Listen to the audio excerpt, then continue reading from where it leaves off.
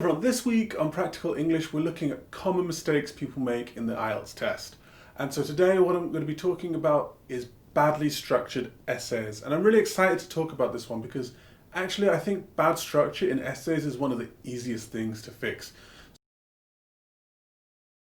So if you're struggling with grammar in the IELTS test, that's something you're probably going to have to study a lot of grammar and learn a lot of different ways of making sentences and maybe do a lot of error correction. And it might take you a little while to improve your grammar for the IELTS test.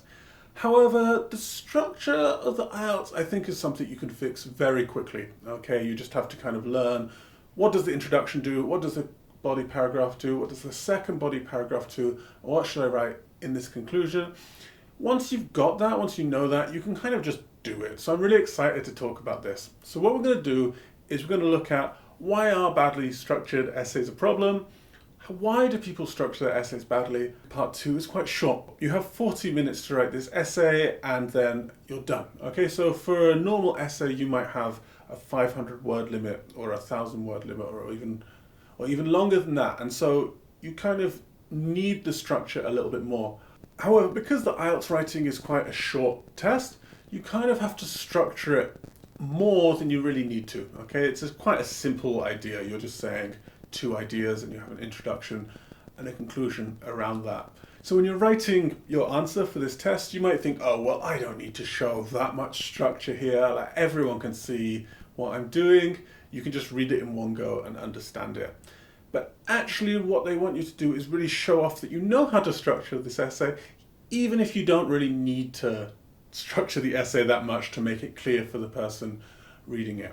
So people often just not bother to do the structure, not to show off these things, just because they don't think they need to do it. But for the test, it's not about communicating your ideas, it's all about showing the examiner, I can do this, I can do this, I can do this. Okay, so why are people doing this? Well, I think the first reason is that people just don't know the exam criteria well enough. And I think this is something I see with so many students, okay? They will kind of want to do the IELTS test, they'll be studying for the IELTS test, but they won't have really just sat down and read those grading criteria. For structure, what you're really looking at is the task response and the coherence and cohesion sections of that. So people don't look at those and they don't really think, what do I need to show off to get a higher grade in those? The second reason I think people make this mistake is they go into the IELTS exam and they don't really have a clear plan of how they're going to structure their essay before they go in. And that might sound really strange because you might think, oh, well, how can I know how I'm going to structure my essay before I've seen the question? But actually, it's really easy to know this because in the IELTS exam, there's only a few different types of question you actually need to pay attention to and you need to think about.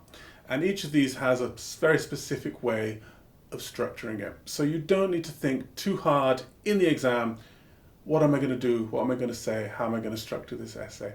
If you know the question types and you know how the structure for each of those looks like, you can have a plan before you even go into the exam room of exactly what I'm going to do. If it's 2 sides and an opinion, I'm going to write this, I'm going to write this, I'm going to write this. If it's an essay where it has 2 different questions in it, how am I going to structure that? And you're going to have a really clear idea before you go in of exactly what you want to say.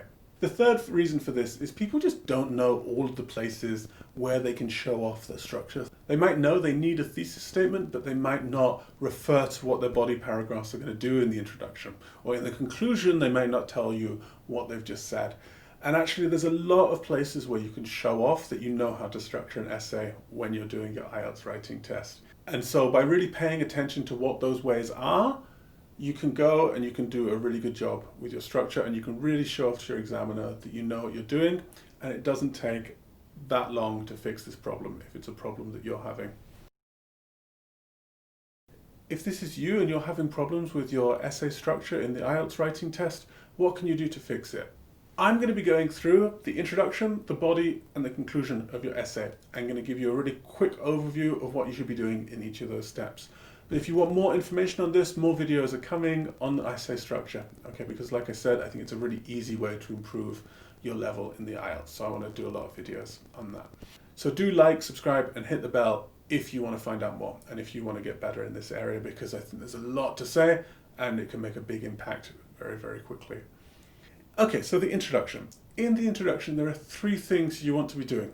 The first one is to kind of just give a summary of what the situation is at the moment. And this one's quite easy because actually they're giving you all of the information in the question. Okay, so it's important not to just repeat back what it says in the question. You can paraphrase and you can use some different words and you can explain what is going on at the moment, why is this important, why should I care about it for the examiner. So that's the first thing you need to do. The second thing is you need a thesis statement. And a thesis statement sounds very fancy and complicated, but it's not. It's just one sentence. And what you want to do in this sentence is just express what is your main idea, what is your argument going to be in this essay.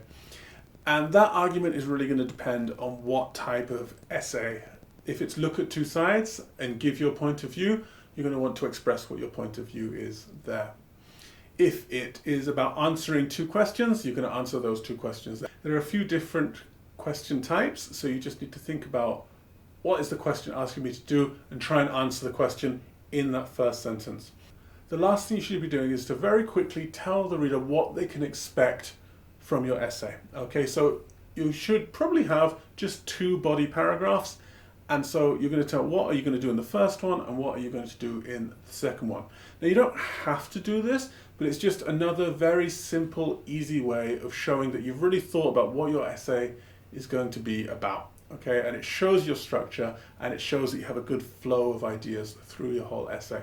So if you put in a little sentence that just say, in my first paragraph I will, and then in my second paragraph I will, you can show them you've thought about what you're going to say, you know what you're going to say, and you can show the essay structure. Okay, so we've covered the introduction. Let's have a look at the body paragraphs.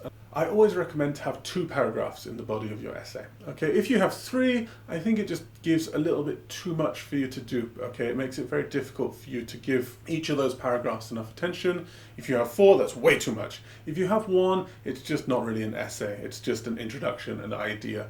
I would recommend to always have 2 body paragraphs in your exam. So for each of these, you're going to follow pretty much the same structure, okay? Now the first thing is you have to think, what is this paragraph going to be about? Now each one should have a very specific idea, okay? So a lot of times people go into the IELTS writing and they will just say, oh, my first point is there are some good things about whatever the essay is going to be about, instead of picking just one thing. And I think that's a problem because it just doesn't really show your structure. Okay, if you just talk general, oh, there are some good things and some bad things, it will often just become a list. It won't really become an argument, and you really want to build an argument when you're writing your IELTS exam. So don't just go into the exam and say, oh, there are some good things, there are some bad things. Pick one idea, one specific idea for each of these paragraphs and really go into that idea and really explore that idea. Don't just speak like, oh, here's a big idea. Go for a very narrow idea. Okay, so once you know what your paragraph is going to be about, the first sentence of each paragraph should just be that idea. Okay, we call this a topic sentence. So you have one sentence that just lays out exactly what the whole of the paragraph is going to be about. After that, you have your supporting sentences, and each of these are going to support the topic sentence. Okay, so you might give examples, you might give explanations, you might use logical arguments in each of those to support that first topic sentence, and these should all be linked. So sometimes students will go into the exam and they will write a topic sentence, and the first supporting sentence is going to be very linked, but slowly the paragraph kind of goes off onto another topic. So do try and make sure that all of your supporting sentences are really closely linked to the topic sentence, because that's going to help you just have a very solid single idea, and that's going to show to the examiner this person knows how to construct a paragraph, and you have good paragraphs, you've got a good introduction and a good conclusion, you're going to be all set. Now for these supporting sentences, I recommend usually 3 or 4. You can't go fewer than 3, your paragraph is going to be too short. And if you go for 5, I think you have the problem where you're not going to spend enough effort on each of those to really make some really good, strong sentences. So if you're finding you have more time at the end of your exam, you finished early, actually what you should be doing the next time is to think, okay, well, I finished early last time, I should try and write longer, more complex sentences instead of just adding more sentences in there. That's really going to help you. So we have 2 body paragraphs, each of them has a topic sentence. Each of those has 3 or 4 supporting sentences, And those are all really nicely linked to the topic sentence. And these two body paragraphs express two different ideas. Okay, the last thing you're going to do is the conclusion. The conclusion isn't very long at all. There are just two things you need to do in this. Now, the first one is to refer back. One thing you want to do is express what you've said in your body paragraphs. It should be really easy to know what this is because you've got those topic sentences there, and they should be a very succinct, and they should be a very good explanation of what each of those paragraphs does. So you should just be able to look up, this is what this paragraph's about, this is what this paragraph's about, and just express that again. Just say that again in the conclusion and say something along the lines of, this essay has argued that, and then whatever those two arguments were.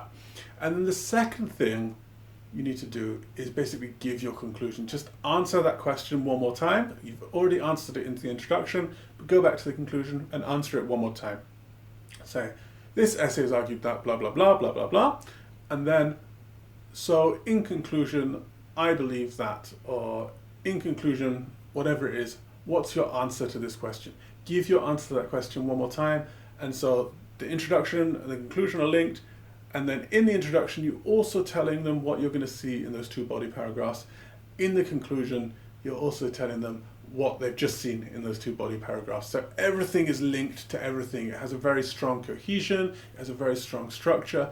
Everything makes perfect sense to the examiner, and you really show off these skills, and you're going to get a much higher score for your task response and a much higher score for coherence and cohesion. So that's going to really help you, and it's a very simple way of structuring your essay that can just level up your English, level up your score really, really quickly. So I really strongly recommend to look at those as ways of doing it.